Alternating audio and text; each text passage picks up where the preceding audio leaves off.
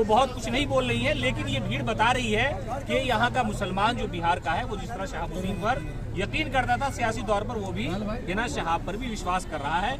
बड़ी संख्या में लोग जमा है और लोग लगातार ये कह रहे हैं कि एक मुस्लिम लीडरशिप की आवश्यकता थी, जो एक गैप था उसको हिना शहाब ने भर दिया। क्या लगता है कि हिना शहाब को लोगों ने लीडर मान लिया? मुसलमान लीडर मान नहीं लिया, हमारी लीडर है, मुसलमानों के लीडर है। हमारे पहले नेता थे शहाबुद्दीन, डॉक्टर उसका मैडम हमारी नेता है, पूरा लोग मान रहे हैं उनको। हम मिथिलांचल के लोग तो समझिए कि उनका स्वागत करने के लिए पुरजोर तरीके से करे हैं।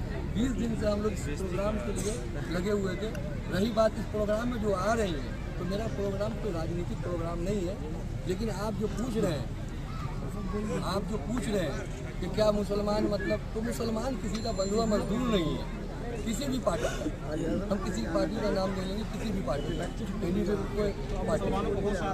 मुसलमानों को होश नहीं, मुसलमानों का तो होश उसी दिन आ गया जिस दिन दीनदयाल उपाध्याय हॉस्पिटल में साहब के साथ आखिरी वक्त में क्या ड्रामा किया गया था, और सब लोग जो है सियासी लोग वहाँ मौजूद हुआ करते। क्या लगता है, यकीन है जिस तरह शहाबुद्दीन साहब के साथ लोग थे, मैडम के साथ मेरे तौर पर जिस तरह का हमने सिवान हम जो नेताजी के साथ गए हुए थे, तो जिस तरह का अभी जन सैलाब अब पूरे बिहार के खासतौर पे अल्पसंख्यक मुसलमान अक़लियती मुसलमानों का जो मिजाज जो है हिना शहाब की तरफ और उसामा शहाब की तरफ जिस तरह से मैलान हो रहा है, हमको तो ये लग रहा है कि 18% आगे आने वाले इलेक्शन 24 और 25 का दिशा तय कर देगा। और इस मिथिला की सरजमीन से नजर आलम साहब ने जो हुंकार बढ़ी है, जो लोग गैर सियासी कहते हैं वो डरते हैं, हकीकत मानो में सियासी भी है, समाजी भी है। क्या डरने की जरूरत है? सियासी प्रोग्राम है क्या? नजर आलम भाई सियासी नहीं है, बिल्कुल है। इससे बड़ा बेबाक बेखौफ लीडर कोई नहीं है हमारे मिथिलांचल में। बिल्कुल सियासी प्रोग्राम है, सियासत करना मुसलमानों का हक है, मुसलमानों ने यहाँ सियासत किया। आज हम लोग इसको देख लीजिए, जिस सरकार बिहार सरकार है, ये क्या मुसलमानों के दिया बता दें। आज सरकार 5 गो वजारत है, 2 कौड़ी की वजारत है, एक अगर किसी मंत्री की वजारत को देख लिया जाए उसके बराबर नहीं होते। तो आज मुसलमान चाहे किसी पार्टी का हो, बीजेपी का हो, कांग्रेस का हो, किसी एडी बड़ी आरजेडी का, जेडीयू का, किसी पार्टी का, मुँह छुपाए डरते हैं। जो साफ बोलो कि हमें क़यादत करना है, हक दो, हक नहीं तो लात मार के भगाओ। तुम 18% आओ हिस्सेदारी, 2% का मांझी जी को मुबारकबाद देते हैं, कुशवाहा जी को और सैनी जी को, कि वो लोग आए अपनी कौम के, अपनी आवाम का आवाज उठाए। आज नजर आलम को नेता बनने में क्या दिक्कत है? हम ये पूछना चाहते बिहार की जनता से। इसलिए कि नजर आलम साहब ने जिस तेजी के साथ, जिस पूरे बावकार अंदाज में, आज से नहीं कम से कम 20 साल से तकरीबन वो हुंकार बढ़ रहे हैं, मजलूमों, दलितों और मुसलमानों की आवाज़ उठा रहे हैं। मुसलमानों को तो हम बिहार के मुसलमानों से कहते हैं कि अगर नजर आलम जैसा हीरा को अगर खो दिया तो यकीन जानो फिर सदियों लगेंगे आपको उठने के लिए। फिर ऐसा होगा कि गाजर मूली की तरह काटे जाओगे, कोई सुनने वाला नहीं होगा। कौन काट देगा? काटने वाले लोग तैयार बैठे हुए हैं। अब का लीडर नहीं होगा तो गीदड़ होंगे। शेर होता है तो शेर के पीछे चलने वाले होते हैं। शेर है, इस मिथिला की सरजमीन का इख्तिलाफ किसी को हो सकता है, मगर नजर आलम एक नाम है शेर का। वो शेर बबर है, जिस शेर ने शहाबुद्दीन से सीखा है कि हमें बिहार में राजनीति कैसे करना है।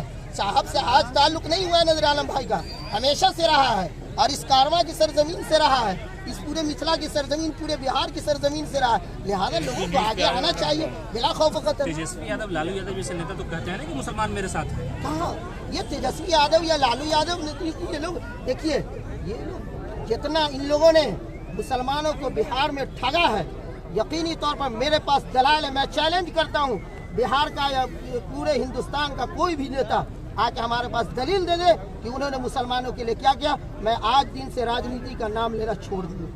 बता दे कोई दलील के साथ आना, कोई कह दे कि हम मुसलमानों के लिए ये किए, ये सब कोई मानने वाली बात नहीं। अभी मौजूदा सरकार में देख लीजिए, 5 मंत्रालय है ना मुसलमानों को, 5 मंत्रालय को एक तराजू में रख दे, और किसी भी बड़े मंत्री का एक मंत्रालय को एक तराजू रखे, वो बराबर नहीं हो सकता। इससे बड़ी दलील क्या हो सकती है? आपका ये कहना है कि लॉलीपॉप देकर के बेवकूफ बनाया जा रहा है, जो असल क़यादत मिलनी चाहिए वो नहीं मिल रही है। बिल्कुल बेवकूफ बनाया जा रहा है। जिस तरीके से शहाबुद्दीन साहब की राजनीति हत्या की गई, उनको ठिकाने लगाया गया, उसी तरीके से जो भी मुस्लिम नेता उभरते हैं वो अपने लोगों के जरिए उनको ठिकाने लगा दिया, ताकि कोई मुस्लिम क़यादत उभर न पाए, ताकि मुस्लिम लीडर जो होता है उनको ये लोग दबाते हैं और गुलाम को लाते हैं आगे। यहाँ गुलामी नहीं चलेगी। एक बच्चा शहाबुद्दीन है इस सरजमीन का, एक एक बच्चा नजर आलम है इस सरजमीन का।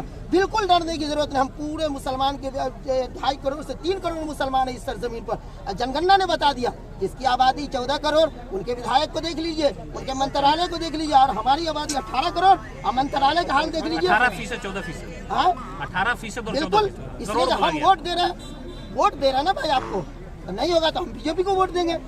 मतलब फिर वही बात हो गई। हाँ ये तो गलत लॉजिक नहीं, गलत नहीं है। काहे भाजपा को दुश्मन वोट दे? हाँ। देखिए, याद रखिएगा, मैं डर के नहीं बोल रहा हूँ, क्लियर। कहा जाता है कि सामने खड़ा हुआ जो दुश्मन होगा, खड़ा होगा दुश्मन, वो बेहतर है मुनाफिक से।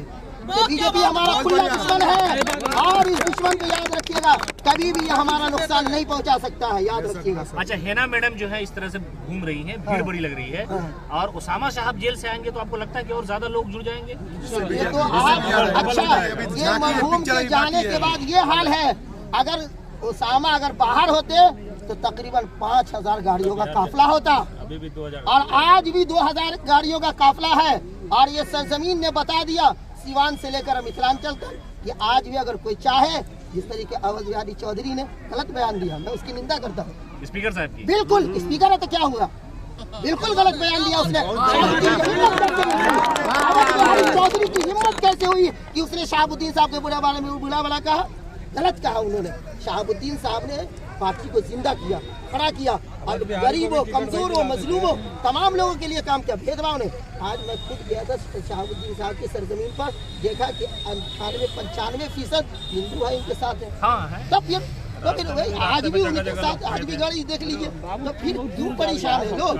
तो ये बात तो क्लियर न हो गया कि भाई शहाबुद्दीन इनकलाब आएगा मौलाना, इंशाल्लाह। अभी के आटे देखने लोग हैं, ये बिहार के नौजवान इनकलाब है। ये आपका पूछना, ये इनकलाब की पहली आट और पहली सरजमीन होगी इंशाल्लाह, ये मुड़िया की सरजमीन, इसलिए कि ये इनकलाबियों की सरजमीन है, इसलिए कि ये मुड़िया, अदलपुर, शकरी, ये इस तरह के तमाम इलाके के जो लोग हैं, नौजवान सुन रहे हैं, मैं कहता हूँ नौजवान तुम उठो और आओ, क़यादत करो, तुम्हारा ये हक है, ये सरजमीन तुम्हारे लिए। हर आदमी नौजवान है साथ में। बिल्कुल नौजवान। तो आप एक बार आप काफिला देखे होते, पता नहीं आप साथ में आए ना। हम लोग भी अभी डायरेक्ट आ गए हैं मुजफ्फरपुर से, मुजफ्फरपुर तक हम साथ में आए थे। मतलब कम से कम 1000-1500 गाड़ी है साथ में।